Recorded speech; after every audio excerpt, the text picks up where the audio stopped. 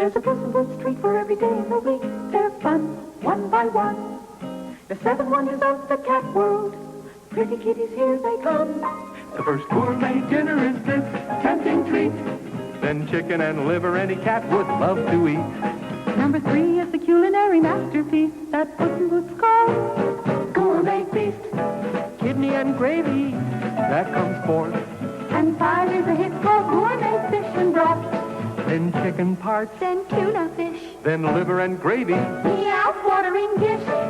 'Cause Puss in Boots, Puss in Boots, and the best cat food. And the best cat food. cat food. In the whole doggone world, Puss in Boots. Puss in Boots, And the best cat food. In the whole doggone world. Puss in Boots and the best cat food. Puss in Boots and the best cat food. Puss in Boots and the best cat food.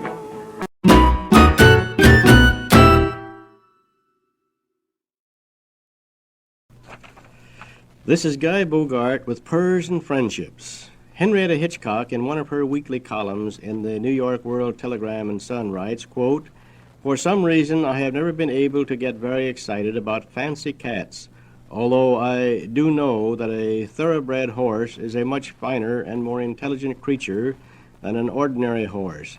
But if a cat bunts his head against me or licks my cheek or curls up in my lap and purrs, then I rate him as a fine cat, regardless of ancestry or pedigree. I have never been able to observe any superiority in the disposition, habits, intelligence, or cattish charm of purebred cats over the garden variety," unquote. Well, take your choice. There are wide variations in both lines, and all are lovely. I want to present tonight a book by one who does prefer the fancy, and has been raising them for the past 20 years. Vivian Robinette and all those other former Texas folks, please sit up and take notice tonight. Mrs. Ouida B. Blacknall, in The Road to St. Ives, presents one of the most interesting books I've read for several of my 9 lives.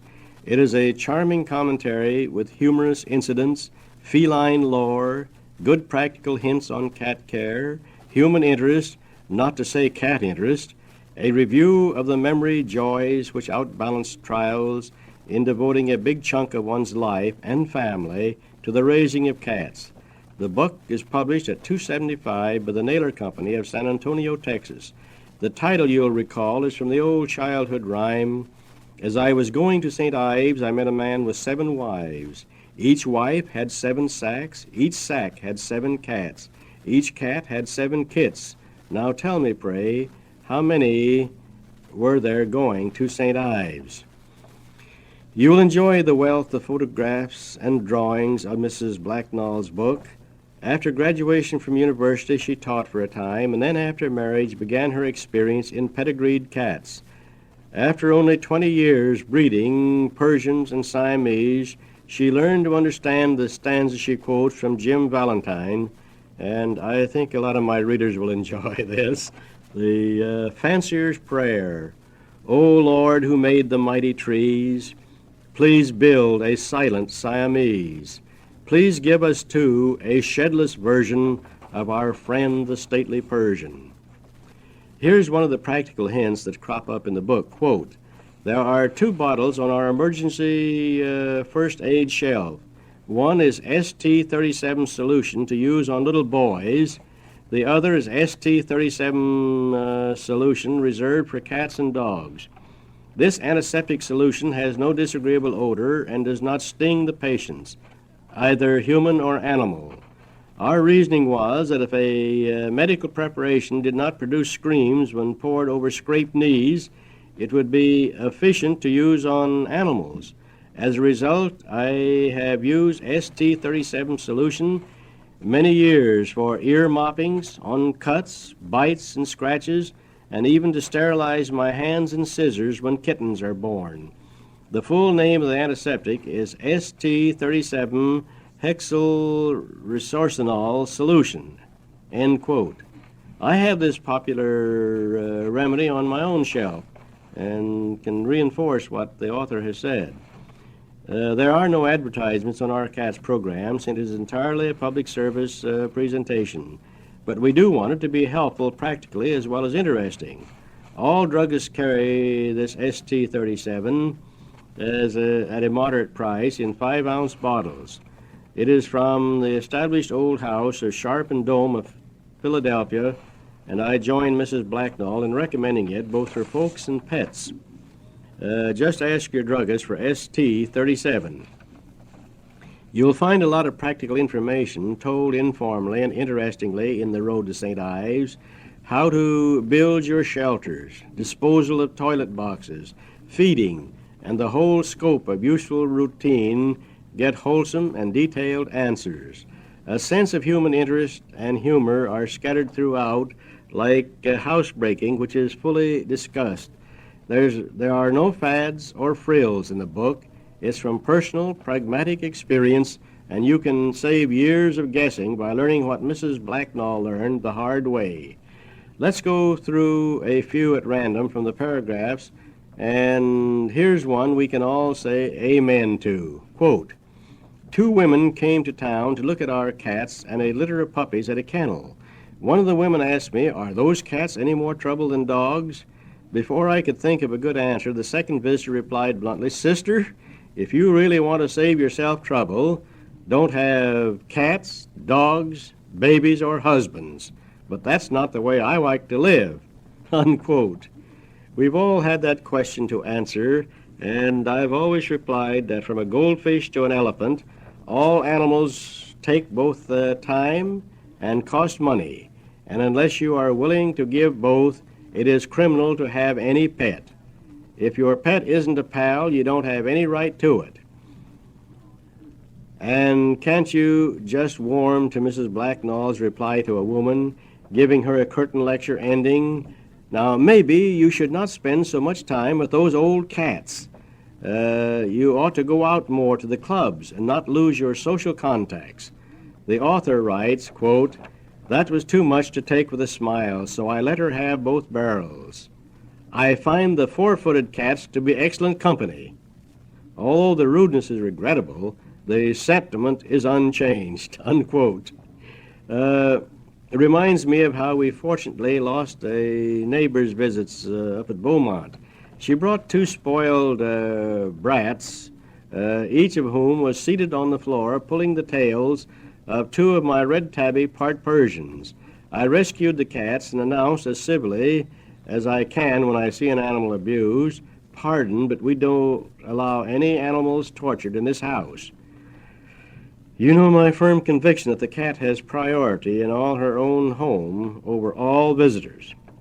And Mrs. Blacknall, when she first heard the term alley cat, wondered what it meant and asked 5 people who replied, quote, "First, Mamie said I thought it meant all kinds of cats crossed up.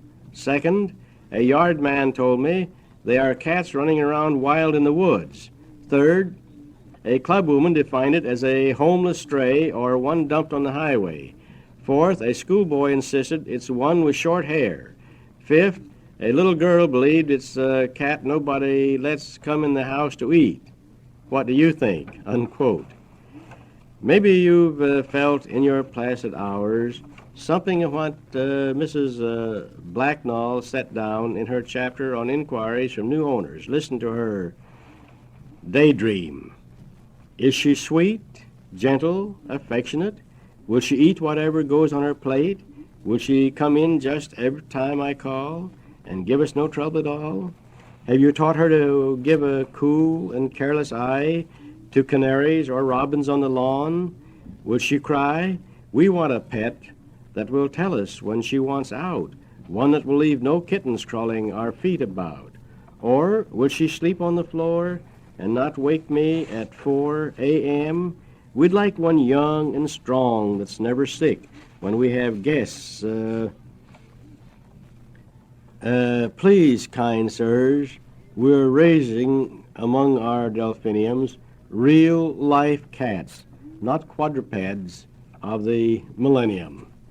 You'll enjoy those experiences with new owners, and her human touch, quote, "Many readers will know just how visitors in the cattery feel when they look down at all the little kittens with a mama cat and ask, 'How can you bear to let those babies go? Won't you miss the ones you sell and wonder how they will be treated?' You bet I will. If any sophisticate declares he never gives a thought to the kittens after it leaves the cattery, he is either a liar or a ruffian, unquote. And this wholesome comment, quote, we can hardly claim to be genuine cat fanciers if we pass by all animals except our own, or if our efforts toward the welfare of dumb beasts ends with gushing sympathy, unquote. You'll like perhaps the additional tips that usually go with the kitten's papers and note further confirmation of our advice about bathing cats. Quote, first, keep his feet dry and off the cold ground and concrete. When he gets old and tough, you can be less careful with him. Second, keep the cat out of drafts. Give him a clean box to sleep in. Third, do not bathe him except in dire emergency. Instead of giving him a bath, brush him. Put flea powder on shoulders only. Better still, catch the fleas and kill them. Find a veterinarian who likes cats and memorize the telephone number, then don't hesitate to call him. Batten down all food supplies. After you lose a nice baked chicken, you'll remember this. Lastly, beware. New hose, draperies, open stairways, refrigerator motors, chair rockers, bed springs, ironing cords and hot irons, garbage pails, electric fans, commode lids, tubs of water, vacuum sweepers, the sound of pressure cookers and whistling tea kettles, soap and soap flakes, cellophane, when swallowed they can puncture the cat's intestines, paints, poisons and insect sprays, perfume bottles and antique vases, and worm medicines which were made for dogs, unquote. Something of interest and profit is the expressed hope of the author in her book, and she has happily achieved both goals for the fancier and the mine-run cat lover like myself and most of my audience. She has what it takes for a fancier, including the loving sympathy and handy abilities of a proper husband and adorable son. I don't know when I read a more all-around charming and helpful book on cats, and I've missed mighty few of the past 50-year crop. So I especially recommend The Road to St. Ives for your bookshelf, and also some good-hearted, community-minded person in each community to buy it for the local library or recommend its purchase. Usually your librarian is glad to add books if they will be used, and I assure you this one will. Oh yes, I must quote this also from Jim Valentine, The Lines to Spring. It's no use to try and reason with a Siamese in season, though a Persian with an urchin can be meek. If you do not want to breed her, just get someone to feed her while you visit with your in-laws for a week. I've taken quite liberally the copyright provisions that, quote, no part of this book may be reproduced in any form without permission in writing from the publisher, except by a reviewer who may quote brief passages, unquote. But I've never yet been refused permission by authors and publishers in writing to share their cat lore with our cats program. I'm going to write to Texas and ask if from time to time I may quote extra paragraphs. From Mrs. Constance Barton of Everett, Washington, comes an attractively arranged printed sheet of the Snohomish County Humane Society. I like the featured, You Can Help. The solution is as easy as ABC, animal birth control by spaying, and more excellent matter, including the Long Island Anti-Vivisection League card. It won't hurt you to read again. I ask for the privilege of not being born, not to be born until you can assure me a home and a master to protect me, and a right to live as long as I am physically able to enjoy life, not to be born until my body is precious and men have ceased to exploit it because it's cheap and plentiful. This is Guy Bogart with love and joy to every manifestation of the one life that is God's expression from crystal to galaxy. Happy Purrs.